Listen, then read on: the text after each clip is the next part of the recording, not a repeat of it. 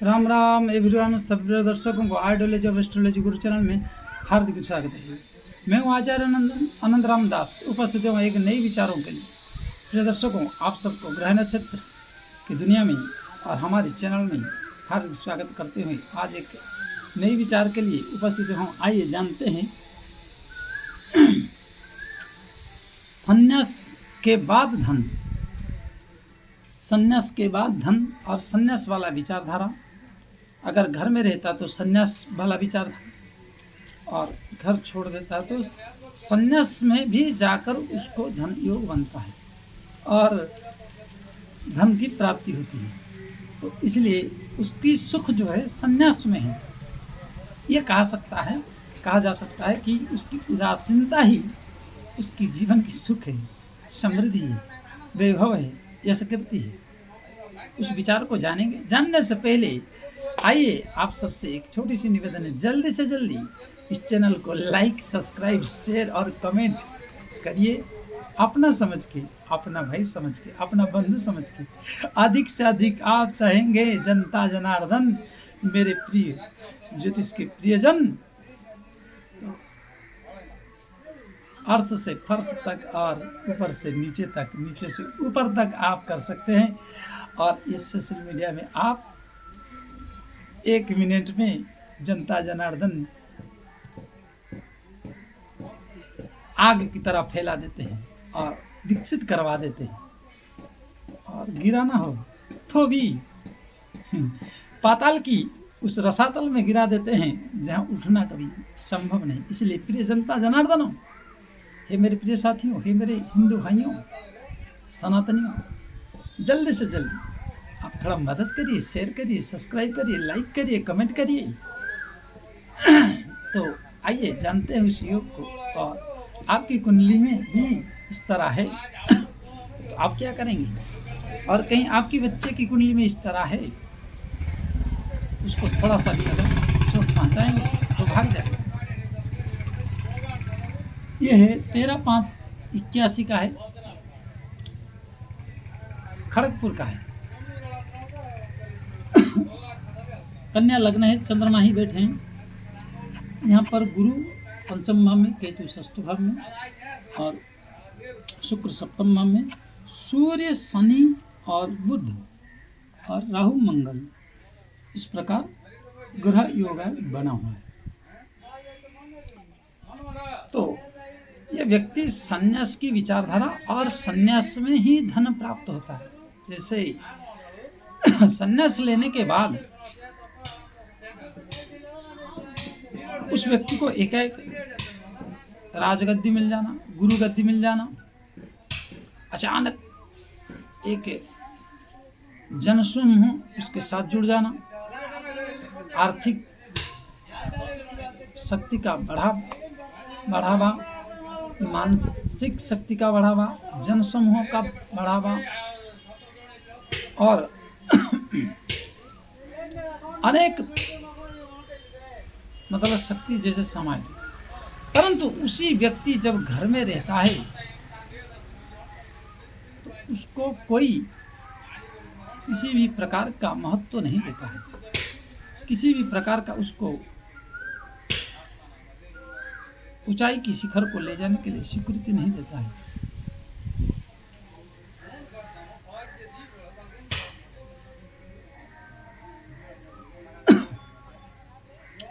तो इसीलिए ऐसा व्यक्ति को घर छोड़ने में भी तनिक भी सोच नहीं होती। माँ बाप को छोड़ने के लिए भी, बड़े से बड़े जायदाद को भी छोड़ने के लिए सोचना नहीं पड़ता है। पल भर में आंख झपकते, पलक झपकते त्याग देता है, क्योंकि जन्मजात बैरागी है, जन्मजात सन्यासी है। और उतने सब कुछ पाने के बाद भी जो व्यक्ति छोड़ के चल देता है, तो ऐसा जीवन में ऐसा क्या कुंडली में योग होता है जिसके कारण किंचित मात्र भी आंख के बाल के बराबर का भी विलंब नहीं करता, सोचता नहीं आगे की परिणाम क्या होगा, क्या नहीं, वो हर खतरे की जो समस्या है उसको सामना करने के लिए एकदम तत्पर और कर्मनिष्ठ होकर तैयार रहता है। पहली बात है कि घर में पिता के साथ मेल नहीं खाना।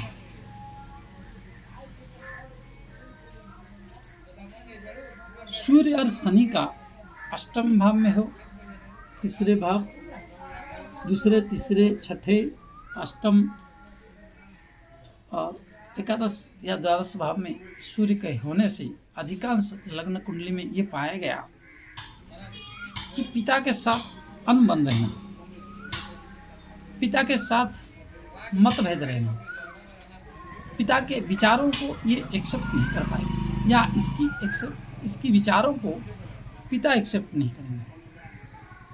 तो वहीं से वह कलह का जन्म लेता है। उस विच्छेदात्मक विचार के कारण उसकी दूरियां बनने लगती है। आत्मा ने जायते पुत्र, परंतु पिता पुत्र की जो भावना थी वो एक विच्छेदात्मक बन जाता है। या तो शनि का यहाँ पर बैठ के या यहाँ पर बैठ के दृष्टिपात हो, तभी भी इस तरह विच्छेदात्मक या शनि की दृष्टि कहीं से पर भी सूर्य के ऊपर पड़े तो अक्सर यह देखा गया कि पिता से पुत्र का या पुत्री का लंबी समय के लिए या लंबी अवधि तक या हमेशा के लिए दूर कर देता है, क्योंकि वो एक विच्छेदात्मक दृष्टि है। शनि का दृष्टि विच्छेदात्मक, ये एक कारण है। इस व्यक्ति को थोड़ी सी भी बात अगर कह दिया जाए, गुरु नीच होने के कारण और पंचम भाव में बैठ के विचार ज्ञान को हरासमेंट कर देता है, जिसके कारण एक कहावत है, मूर्ख को सम्मान और पंडित को नमस्कार देकर आप सब कुछ हासिल कर सकते हैं महाराज। अगर मूर्ख को आपने सम्मान नहीं दिया तो आपका एक तृण भी दो टुकड़ा नहीं करेगा। पंडित को अगर आपने सम्मान नहीं दिया, सन्यासी को अगर सम्मान नहीं दिया, तो भी वह व्यक्ति आपके लिए श्रापित बन जाएगा। विद्या बुद्धि का जो दृष्टिकोण है वो एक अच्छा स्थिति नहीं बनाता। जब भी गुरु कुंडली में नीच हो जाए उस व्यक्ति की सुनकर देखकर टैलेंटता हो, परंतु पढ़ने की रुचिकारक कभी भी नहीं होती है। ओरिजिनल ज्ञान और ओरिजिनल जो रियलिटी लाइज नहीं होता है। अगर उस स्थिति में शनि अष्टम से या द्वादश हो और उसकी दशा बाल काल में अगर राहु की पड़े, तो फिर वो कुछ अवधि बाद 20-22 साल बाद वो थोड़ा पढ़ लेता है। पहले नहीं पढ़ता, पहले करियर में, फर्स्ट करियर में, पहला उम्र में, और कुछ उपार्जन कर लेता है, लेकिन गुरु की संगत हो, लेकिन बुद्धि देगा ये 100%। तो जब वो घर की मालिक से ही विच्छेदात्मक पिता पुत्र में हो जाए, तो ऐसे भी एक मन में वैराग्य और संन्यास वाला भाव हो गया। दूसरी बात है कि षष्ठ में केतु का रहना अगाए बगाए हर जगह प्रतिबंध को लगाता है, तो उससे परेशान। और केतु मोक्ष प्रदा की इच्छा शक्ति द्वादश भाव को देखकर यह तय करता है कि निराशों के कारण, परेशानियों के कारण यह संन्यास लेने की इच्छा शक्ति को प्रबल बनाता है। चंद्रमा का लग्न में बैठकर हमेशा चिंताधार रहता है कि मैं क्या करूं, क्या नहीं करूं, कहां जाऊं, कैसे प्राप्त करूं।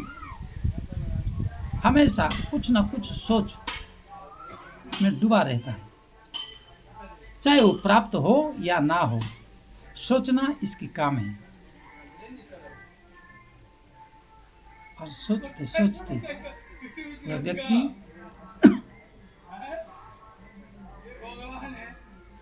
फिर जो है परेशान हो जाता है।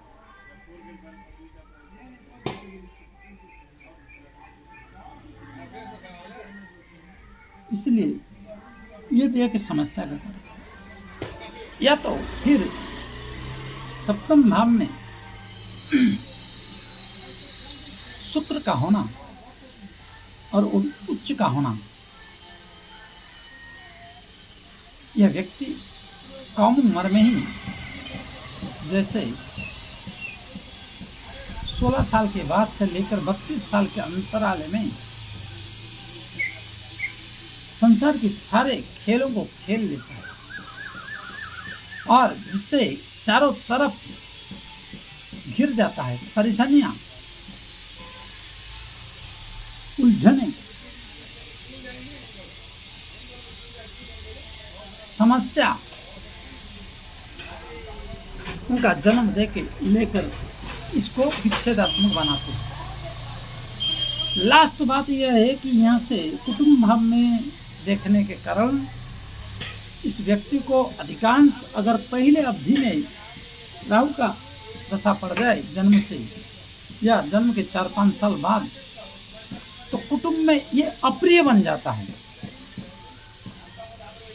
और इस सब योग को मिलाया जाए तो संन्यास लेने के बाद यह व्यक्ति बहुत पूजनीय हो जाता है। सब जगह से ये ठोकर खाकर वो पूजनीय बन जाता है। या तो फिर पहले ही उम्र में इसको परित्याग करके चल दे और गुरु की कहीं संयोग हो गया, पूर्व जन्म की कोई संस्कार रही, तो भी यह व्यक्ति दिव्य बन जाता है, भव्य बन जाता है और धन का भी आगमन उसकी जीवन में एक आध्यात्मिक जगत की सुख और भौतिक जगत की सुख भी उपलब्ध करा देते। ये सब जो योग है ये रहते। और घर में अगर कहीं टिक गया तो यह व्यक्ति हर जगह से परेशान होकर चुप हो जाता है। इसीलिए भी संन्यास इसको कहा गया। इसलिए प्रिय दर्शकों, आगे की वीडियो में पुनः फिर मिलेंगे और आप सब थोड़ा सा लाइक, सब्सक्राइब, शेयर, कमेंट करिए और आपकी भी इस तरह योग है दिखाइए, जन्म कुंडली खोलिए, देखिए और विवेचन कराइए। आगे पुनः फिर मिलेंगे। राम राम।